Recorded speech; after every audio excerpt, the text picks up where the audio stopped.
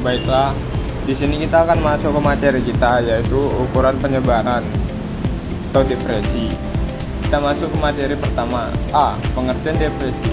Ukuran penyebaran adalah suatu ukuran baik, parameter maupun statistik untuk mengetahui seberapa besar penyimpangan dengan nilai rata-rata hitungnya. Ukuran penyebaran liputan range atau jangkauan adalah variasi dan simpang baku. Range atau jangkauan adalah perbedaan antara nilai terbesar dengan nilai terkecil. Range hanya dipengaruhi oleh dua data ekstrim dan kurang memperhatikan peran data lain. Cara mencari jangkauan di badan di atas adalah data tunggal dan kelompok. Caranya: 1. Range data tunggal. Range atau jangkauan adalah rumus range atau jangkauan xn kurang xi, di mana xn berarti nilai terbesar, xi adalah nilai terkecil. Contohnya, tentukan jangkauan dari data tersebut.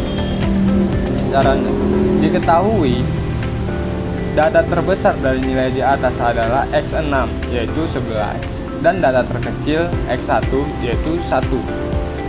Jadi x6 kurang x1 adalah 11 kurang 1 sama dengan 10. Range data kelompok. Jangkauan range dapat ditentukan dengan dua cara. Pertama, dengan selisih titik tengah kelas atas tertinggi dengan sisi terendah. 2. Dengan sisi tepi kelas tertinggi dengan selisih tepi kelas tertinggi dengan tepi kelas terendah baik TKB maupun TKA. Maka range nilai kompetensi mahasiswa adalah dari nilai tengah adalah 81 kurang 66. Dari nilai tepi kelas adalah 79,5 kurang 64,5 sama dengan 15. Selanjutnya saya akan menjelaskan varians. Varians adalah rata-rata hitung deviasi atau selisih kuadrat setiap data terhadap rata-rata hitungnya. Varians ada dua bagian, yaitu yang pertama, varians data tunggal yang memiliki data populasi. Populasi adalah seluruh data yang diperoleh dari observasi tanpa kecuali data tersebut diambil saat menganalisanya. Berikut rumus penyelesaiannya. Sigma kuadrat sama dengan sigma dari I sama dengan 1 jumlah dari X dikurang mu kuadrat dibagi dengan N, yang dimana varians populasi adalah jumlah dari selisih kuadrat antara setiap nilai data dengan rata-rata dibagi dengan jumlah data populasi.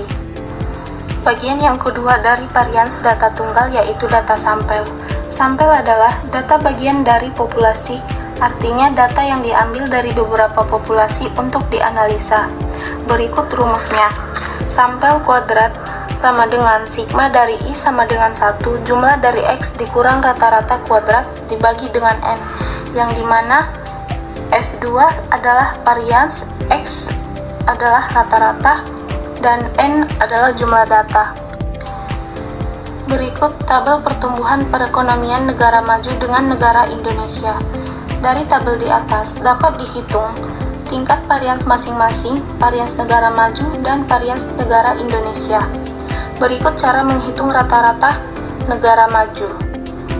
Mu sama dengan 14,40 dibagi 5 sama dengan 2,88, yang dimana 14,40 itu adalah rata-rata pertumbuhan perekonomian negara maju, dan 5 itu adalah jumlah tahunnya.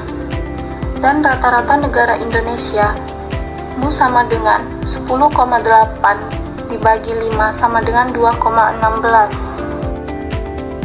Penyelesaian varians negara maju. Sigma kuadrat sama dengan 0,85 dibagi 5 sama dengan 0,17, sedangkan varians Indonesia sigma kuadrat sama dengan 16,64 dibagi 5 sama dengan 3,32. Dari hasil perhitungan tersebut, sebaran atau fluktuasi negara maju lebih kecil daripada negara Indonesia. 2. Varians data kelompok. A. Bila N lebih besar dari 30, rumus yang pertama, populasi varians sama dengan sigma FI dikali kuadrat XI dikurang populasi per N. Sampel Varian sampel sama dengan sigma Fi dikali kuadrat Xi dikurang X bar per N. Rumus yang kedua, varian sampel sama dengan sigma kuadrat X per N dikurangi kuadrat sigma X per N. B. Bila N lebih kecil atau sama dengan. Rumus yang pertama, varian sampel sama dengan sigma Fi dikali kuadrat Xi dikurang X bar per N min 1. Rumus yang kedua, varian sampel sama dengan sigma kuadrat X per N min 1 dikurangi kuadrat sigma X per N dikali N min 1.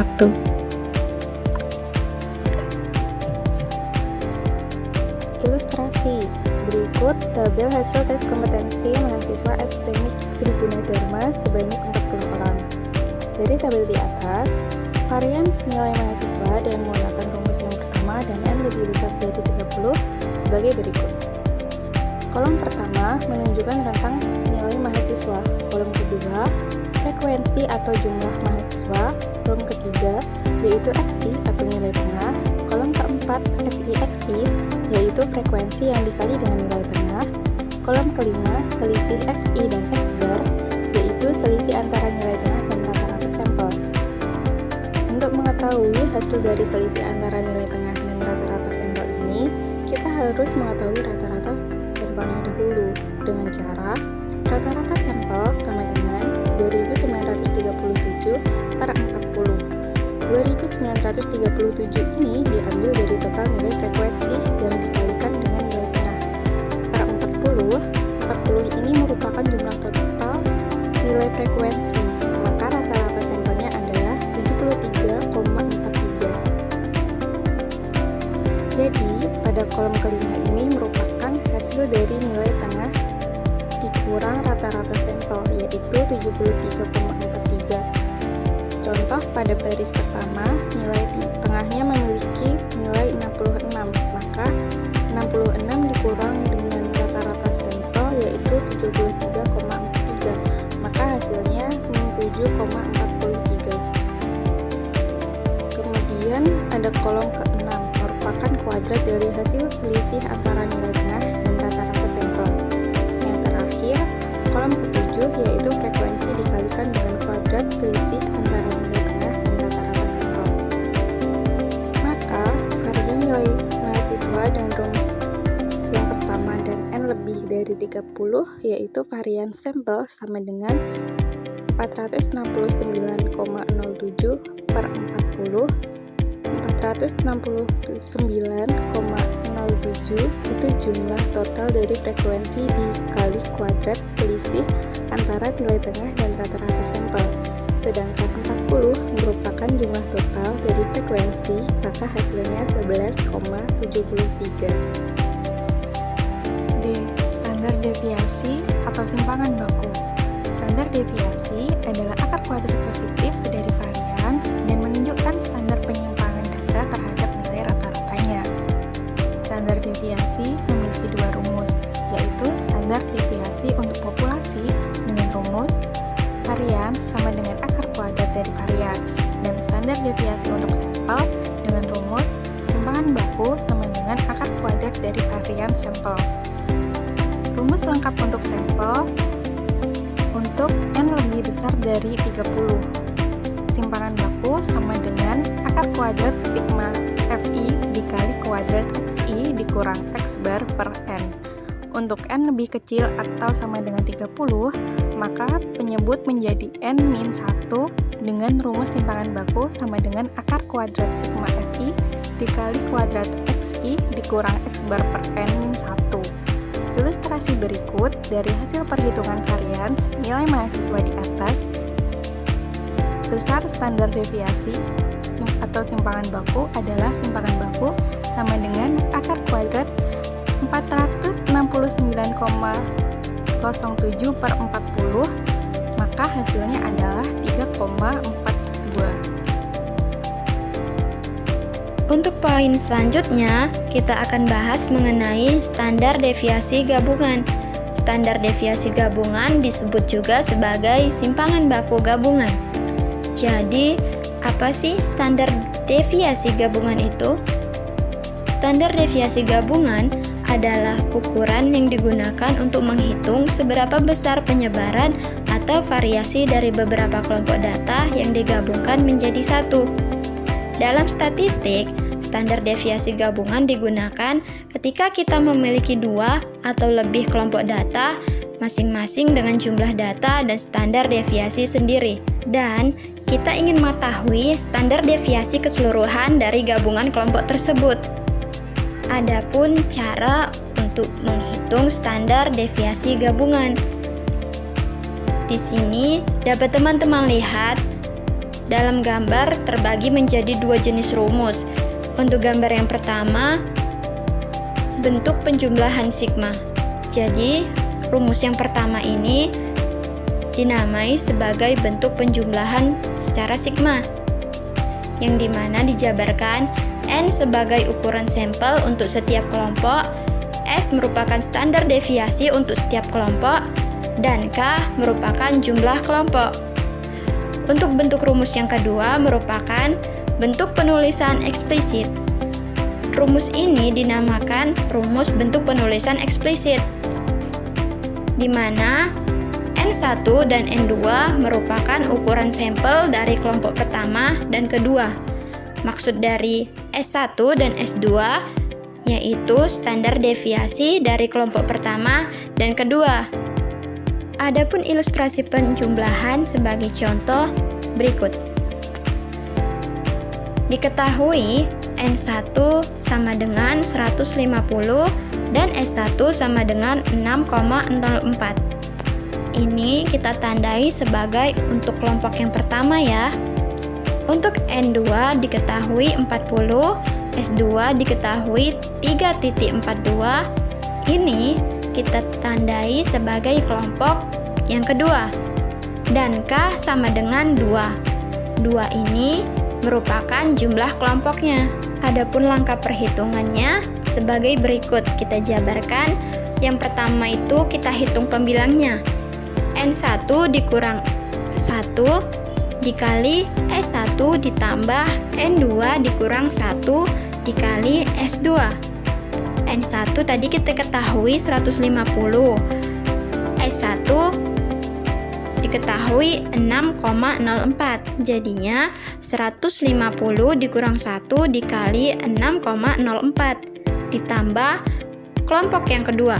Kelompok yang kedua tadi N2 diketahui 40 dikurang 1, S2 diketahui 3,42, sehingga sama dengan 149 dikali 6,04.